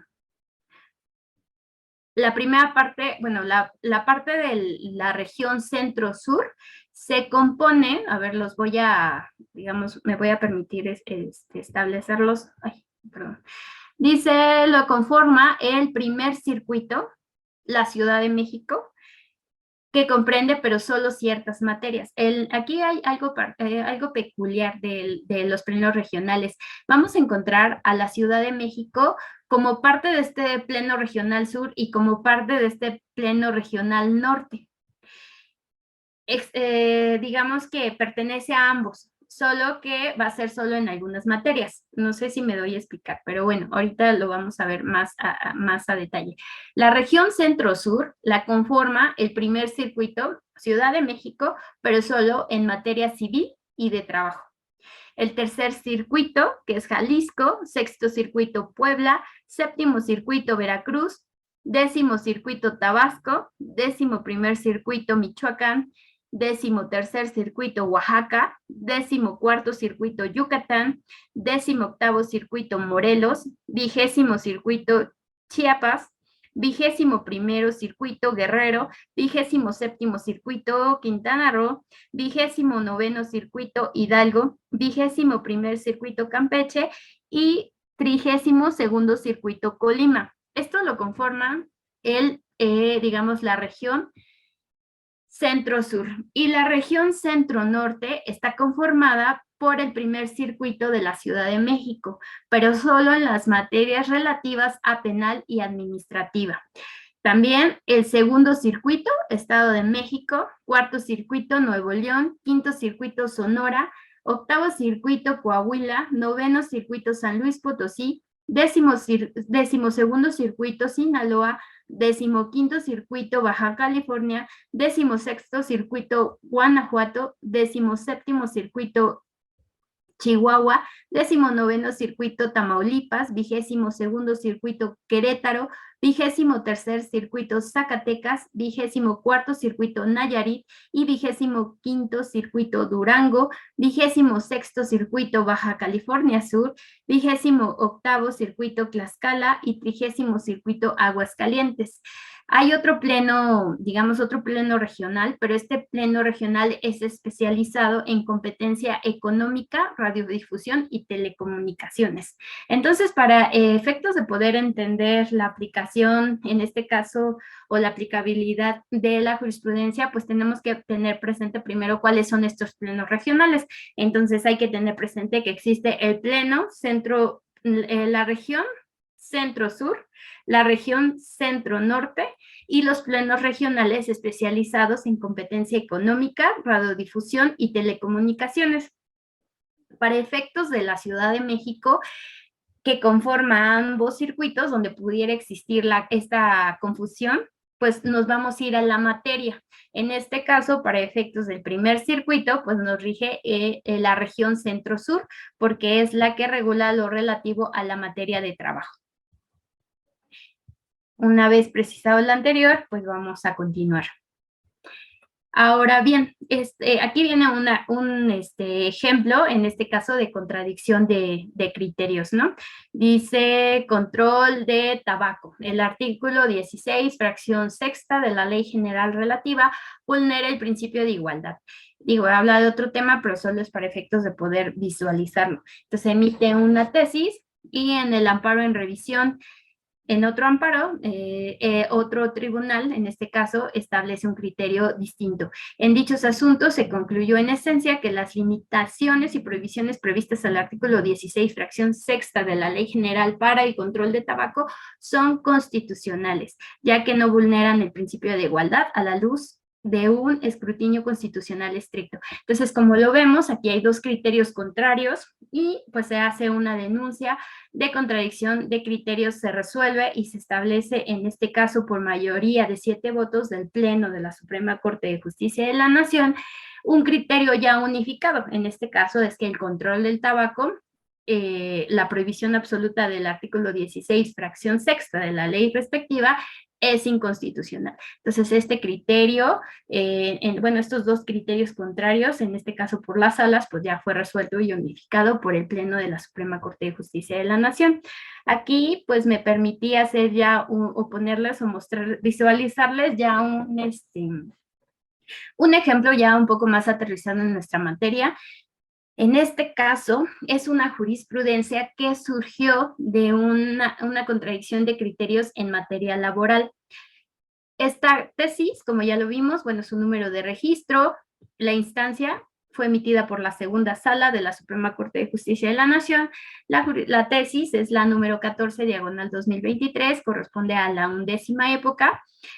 Y para efectos de lo que ahorita nos interesa, pues bueno, es una jurisprudencia en materia laboral. El rubro es escrito de renuncia, estándares de valorización de la prueba que los órganos jurisdiccionales deben considerar para atribuirles pleno valor probatorio. Aquí en los hechos, como ya lo vimos, pues nos narra una breve, digamos, reseña de lo que sucedió en este asunto. Dice, los tribunales colegiados de circuito, o sea, dos o diversos, ¿no? Porque también hay que precisar que la contradicción de criterios no se limita a un solo criterio. En contrario, muchas veces se ven involucrados dos o más órganos jurisdiccionales. En este caso, pues bueno, están los tribunales colegiados de circuito contendientes llegaron a decisiones contrarias al analizar de qué forma se puede desvirtuar la validez de una renuncia en caso de que con posterioridad a su firma se continúe prestando el trabajo y de ser materia de listis la subsistencia de la relación laboral, qué medios probatorios pueden ser aprobados por la parte patronal para demostrar que efectivamente cesó el vínculo después de que firmó la renuncia.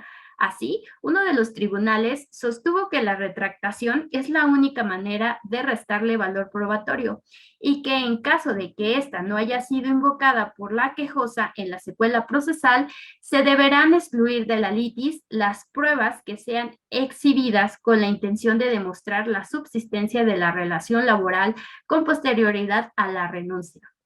Mientras que el otro tribunal colegiado, pues concluyó que existen diversas formas de demostrar la subsistencia de la relación laboral posterior a la firma de la renuncia y que es irrelevante que la quejosa no haya manifestado a lo largo del juicio que presentó su retractación, pues la parte patronal cuenta con diversos medios probatorios para demostrar que la relación laboral efectivamente cesó el vínculo después de la firma de la renuncia. Como podemos ver aquí de esta narrativa de los hechos, pues se advierte que existen dos criterios contrarios, ¿no? Entonces se hace la denuncia correspondiente y el criterio que debe de prevalecer con carácter de jurisprudencia, pues es el siguiente. Aquí en la tesis se establece criterio jurídico. La segunda sala de la Suprema Corte de Justicia de la Nación determina que el derecho probatorio debe de ser interpretado en un sentido amplio, pues la finalidad única de las pruebas es allegarse de los elementos necesarios para conocer la verdad.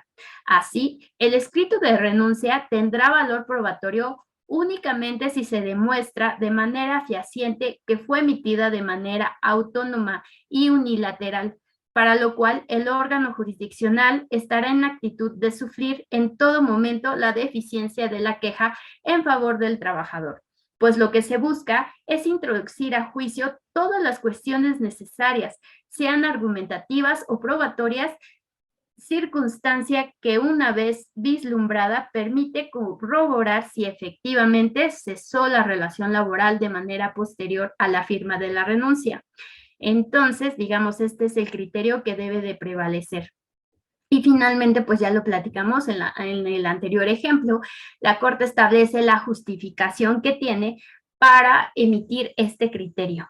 Ahora, en esta última parte de la jurisprudencia, de las jurisprudencias emitidas, como les había comentado, podemos observar de dónde deriva este criterio. Es a lo mejor a lo que se referían en la pregunta anterior de decir de la tesis ejecutoriada. Yo lo entiendo que es la ejecutoria probablemente de donde deriva este criterio. En este caso, deriva de la contradicción de criterios 243, diagonal 2023. Y aquí nos establece quiénes lo sustentaron por el segundo tribunal colegiado de circuito del Centro Auxiliar de la Quinta Región, con residencia en Culiacán, Sinaloa, en auxilio del tribunal colegiado, permítanme que me apareció un icono, en auxilio del Tribunal Colegiado en Materia del Trabajo del 12º Circuito y el primer Tribunal Colegiado en Materia de Trabajo del Segundo Circuito.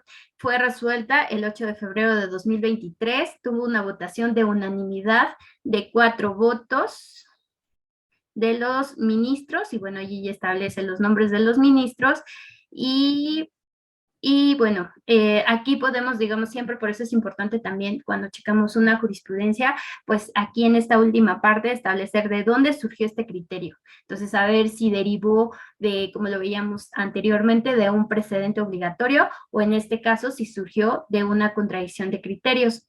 Aquí también nos establece pues quiénes fueron los órganos contendientes y pues cuáles eran los criterios. Aquí en este caso había tesis y criterios contendientes. Esto es importante también, ¿no? Porque muchas veces los colegiados emiten, o mejor dicho, los órganos contendientes tienen una jurisprudencia o en su caso una tesis aislada publicada en el Semanario Judicial de la Federación. Vamos a resolver un asunto, entramos a luz o bueno, por alguna otra razón encontramos o tenemos conocimiento de un criterio contrario, se hace la denuncia. Entonces muchas veces el hecho de que los tribunales o los órganos jurisdiccionales en general facultados para emitir jurisprudencia o criterios aislados los publiquen, hacen que exista una dinámica de poder denunciar estas posibles contradicciones, ¿no? Les comparto que también en el órgano al que pertenezco, a los magistrados pues tienen mucha esta dinámica, ¿no? A lo mejor aún cuando un criterio no es compartido por la totalidad de los magistrados integrantes, formulan una tesis para que esta tesis, aunque no tiene el carácter de jurisprudencia, se publique en el Semanario Judicial de la Federación y así los diversos órganos jurisdiccionales tengan conocimiento de este criterio. Y si lo estiman o existe un criterio en contrario, pues se haga una denuncia de contradicción de tesis para unificarlo, ¿no? O sea, como que, digamos, darle publicidad, no se quedan así como, digamos, como que solo con el criterio del órgano jurisdiccional, sino de ahí la importancia de publicarlo en el semanario para que otros órganos jurisdiccionales pues lo conozcan y si no están de acuerdo con el criterio o tienen un criterio contrario en ese órgano jurisdiccional, pues se haga esta denuncia de contradicción. Entonces, bueno, pues aquí vemos que estos criterios contendientes, el primero pues sí tenía o digamos existía una tesis aislada, en este caso era tesis aislada, de rubro renuncia por escrito, la continuación de las labores posteriores a ella no incide directamente en la demostración de la falsedad, ni de su obtención mediante coacción y por tanto no siempre la invalida. Y por otra parte, pues ya lo existía una resolución de un colegiado auxiliar que si bien no tenía formulada o no tenía publicada una tesis aislada, pues sí tenía el criterio, ¿no? Porque recordemos que el criterio pues es el que son las razones que se desprenden de esa ejecutoria. Entonces, no necesaria, muchos emiten jurisprudencia, algunos otros órganos pues solo se quedan con el criterio, no la emiten y pues a veces ahí da, digamos, lo complicado de poder hacer estas denuncias de criterios y por eso la importancia pues de formularlos y sobre todo de publicarlos en el semanario judicial. Por otra parte, es importante resaltar que en estas jurisprudencias, pues siempre también en los últimos datos, que a veces no checamos, pues se establece, como ya lo comentábamos, pues la votación, a partir de cuándo es obligatoria, y bueno, pues en nuestro actual sistema semanario judicial de la Federación, en cada jurisprudencia se emite este código QR para que nosotros pues tengamos un acceso más rápido a estos criterios. Entonces, pues nos vamos actualizando un poco más cada día. Bueno, pues ahora vamos a continuar con las controversias constitucionales. Ay, bueno, perdónenme, ya no me había dado cuenta de la hora. Son las 6:59. Entonces, digamos, no sé si tengan alguna pregunta o si quieren, las podemos ver mañana antes de iniciar la clase. Sí, escucho.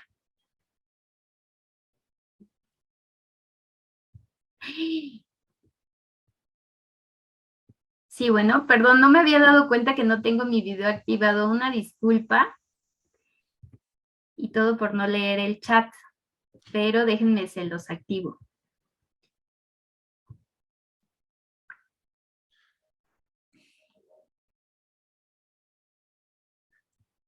Como usted guste, maestra. Si quiere, las comenzamos a contestar mañana antes de iniciar la ponencia?